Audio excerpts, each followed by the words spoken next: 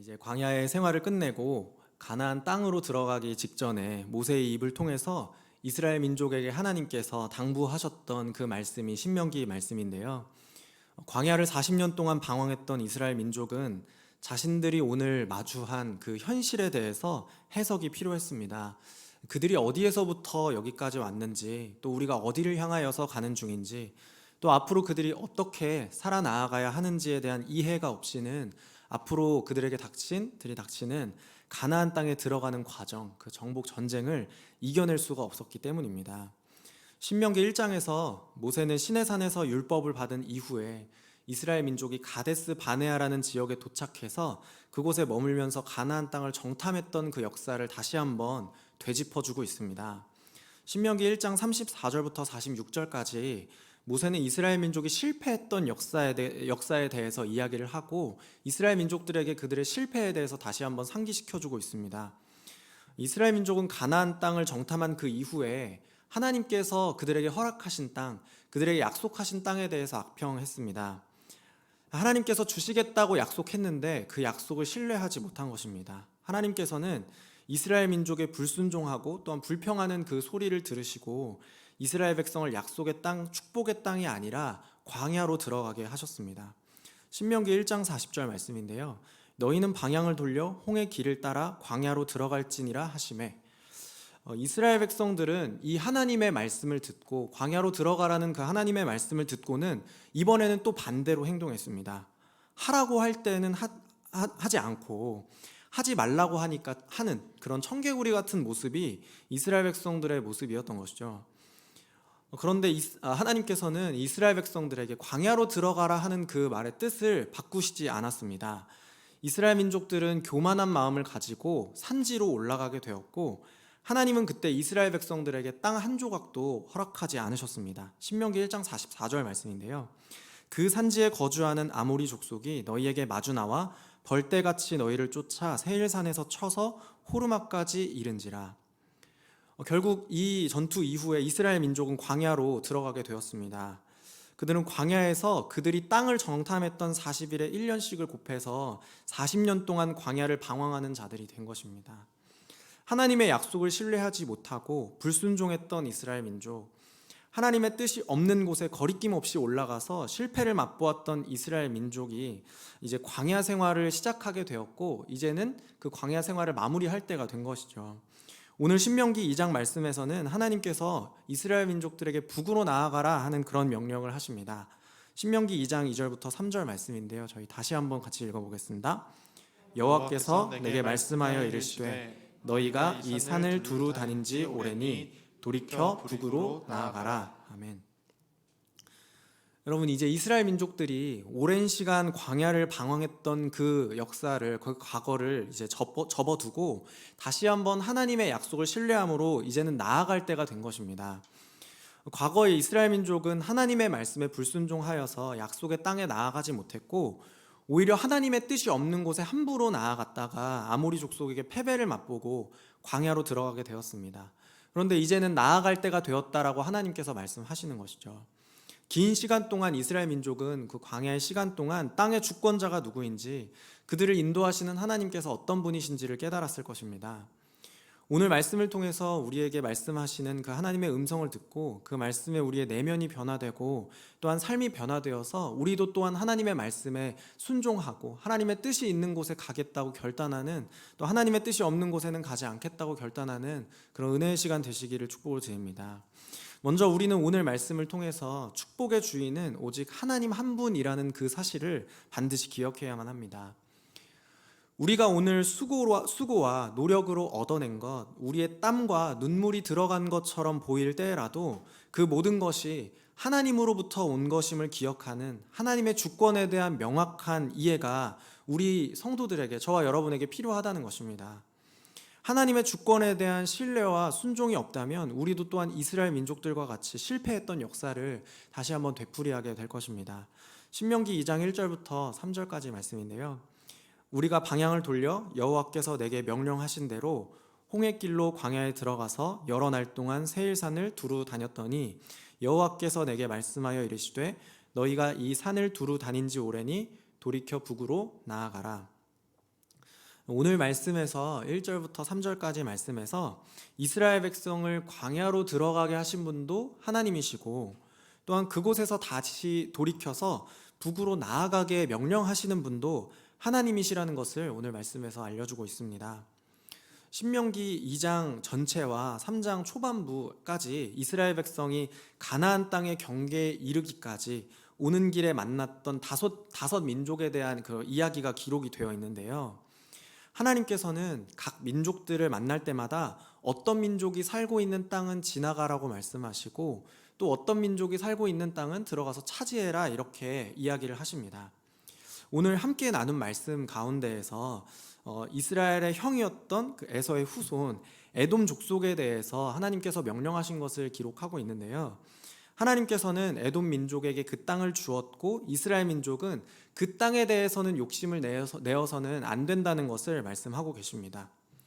오늘 본문 5절 말씀에서요, 그들과 다투지 말라. 그들의 땅은 한 발자국도 너희에게 주지 아니하리니 이는 내가 세일산을 에서에게 기업으로 주었음이라. 아멘.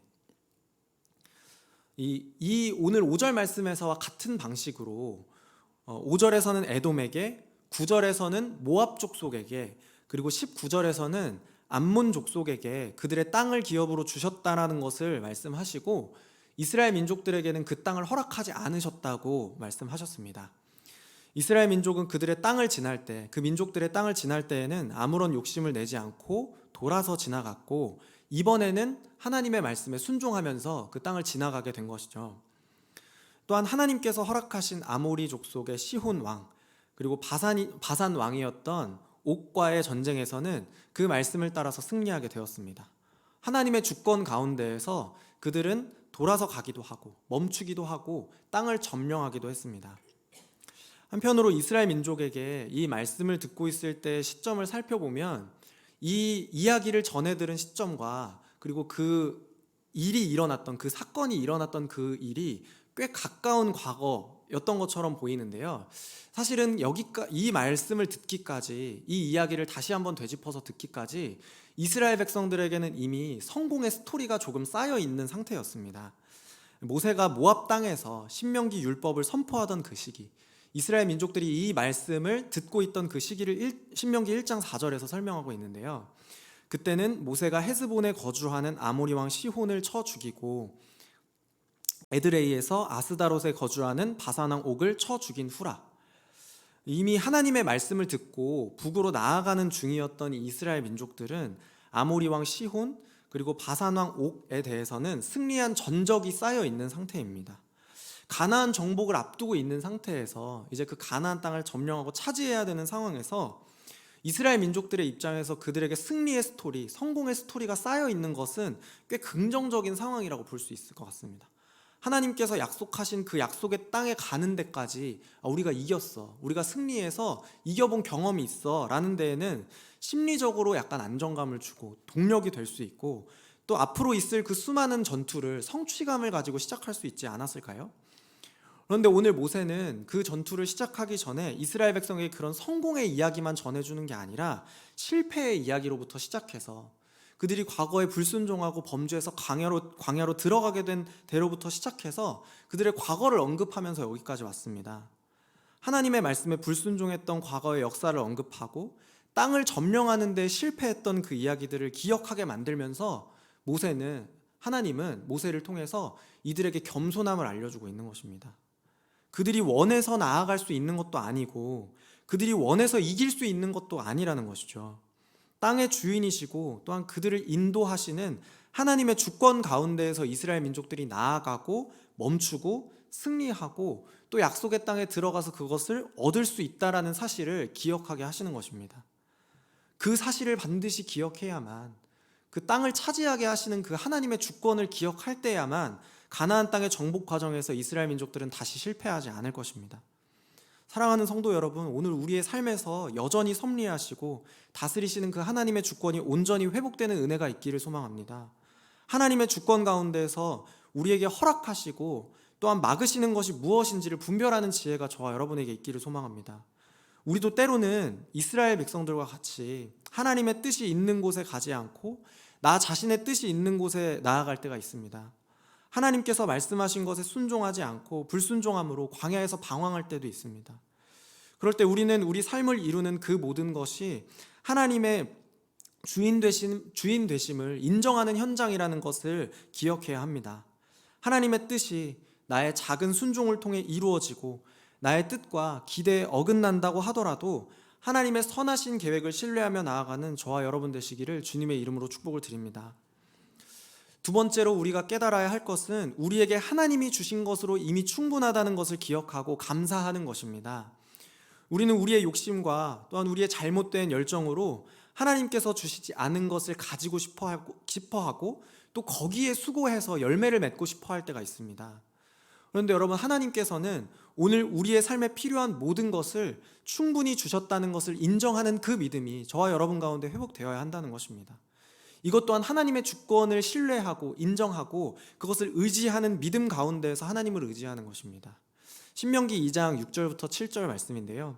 너희는 돈으로 그들에게서 양식을 사서 먹고 돈으로 그들에게서 물을 사서 마시라.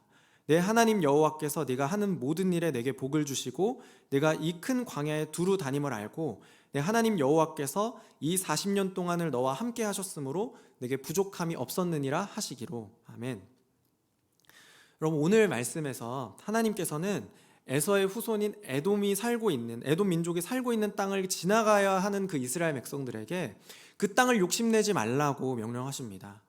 또한 그 땅을 지나가면서 필요한 것이 있다면 겁을 주거나 약탈해서 빼앗으려고 생각하지 말고 정당한 거래를 통해서 원하는 것을 바꾸어서 얻으라고 명령하십니다. 왜냐하면 에돔 민족들이 이스라엘을 환대하거나 그들이 무엇인가 그들에게서 빼앗지 않아도 하나님께서 이미 그들에게 모든 것을 충만하게 채워주셨기 때문입니다. 이스라엘 백성들에게는 에돔 민족들의 환대가 필요하지 않았습니다. 여러분, 일반적이고 상식적인 선에서는 충분히 이스라엘 민족들 입장에서는 이 사람들이 우리를 환대해줬으면 좋겠다, 우리를 대접해줬으면 좋겠다, 그럴 수 있을 만한 자격이 이스라엘 민족들에게 있어 보여요. 왜냐하면 에돔은 거기 살고 있는 사람이고 이스라엘은 지나가는 나그네이잖아요. 성경에서는 계속해서 이스라엘 민족들에게 이제 말씀을 할 때, 명령할 때 나그네를 대접하고 또 그들을 불편하게 억압하지 말라, 이렇게 말씀하고 계시거든요. 나그네가 있을 때 그들을 환대하고 잘 대접해 주라고 그렇게 말씀하세요. 왜냐하면 이스라엘 민족들도 이집트에서 나그네로 살아봤던 경험, 땅의 주인 노릇을 하지 못하고 나그네로서 새들어서 사는 민족이었다라는 것을 기억할 때 그들이 나그네를 잘 대접할 필요가 있다, 그렇게 환대해 줄 필요가 있다라는 것을 하나님께서 말씀하고 계시거든요. 반대로 지금 상황에서 에돔 민족들이 거기에 거주하는 사람이고 그 땅을 지나가는 나그네인 이스라엘 민족들이 지나가는 나그네라면, 반대로 생각하면 나그네를 대접한다를 생각했을 때 이스라엘 민족들이 대접받을 수 있는 그런 상황인 것 같아 보여요. 그런데 여러분, 하나님께서는 이스라엘 백성에게 그것을 허락하지 않으십니다. 오히려 정당한 거래를 통해서 원하는 것을 얻으라고 그렇게 말씀을 하시거든요. 하나님께서 그 이유를 그들의 주인이신 하나님께서 지난 40년 동안 이스라엘 백성들에게 부족함 없이 채워주셨기 때문에 너희들도 거기에서 무언가 쉽게 얻으려고 하지 말고 정당한 거래를 통해서 얻으라, 이렇게 명령하시는 것입니다.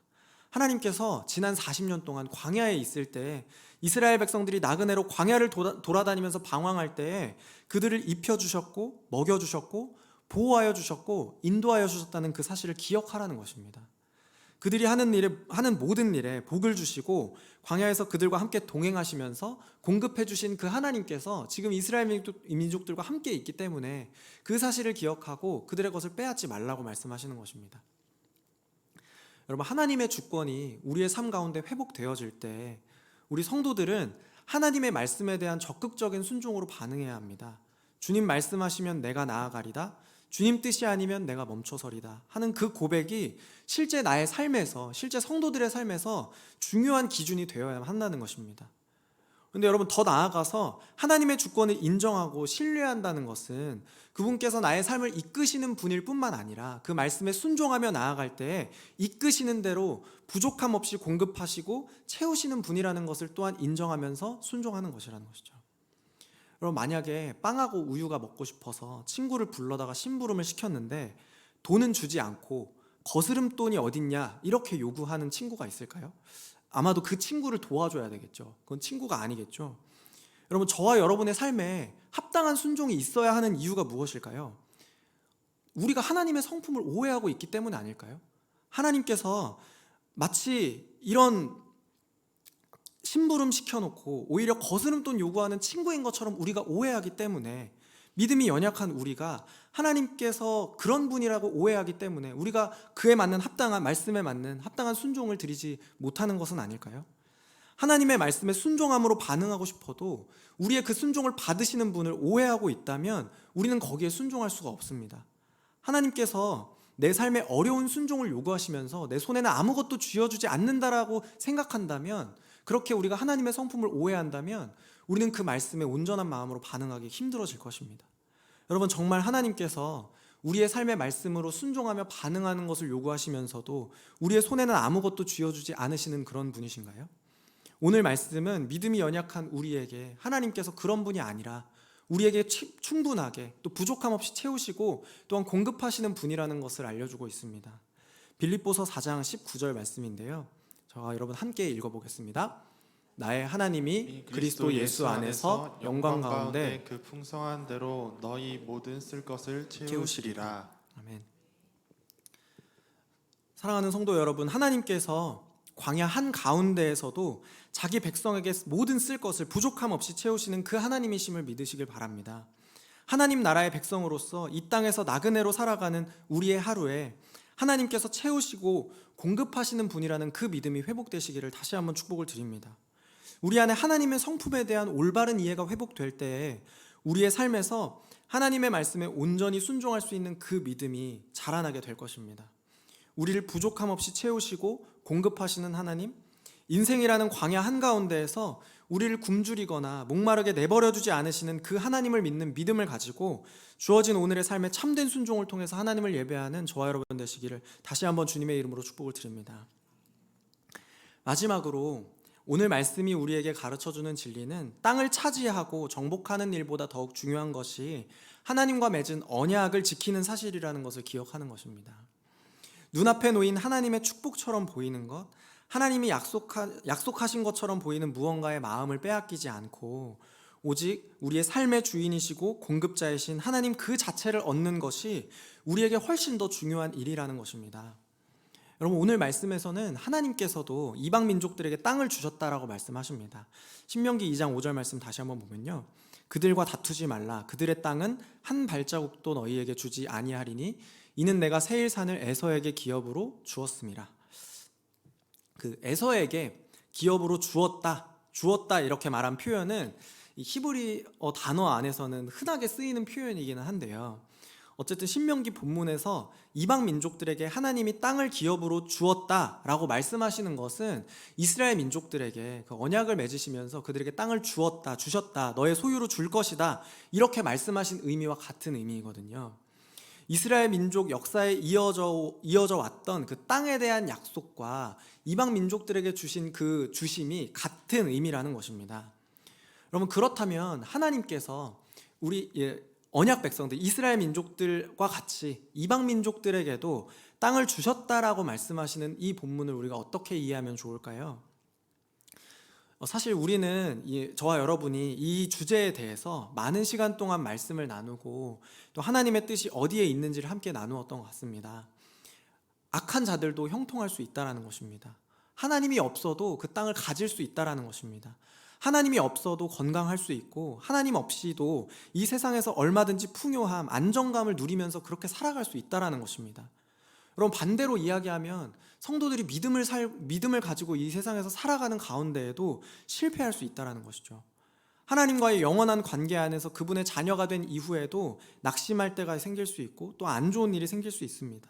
기대했던 일이 일어나지 않을 수 있고 절대 만나고 싶지 않은 일을 만나기도 합니다.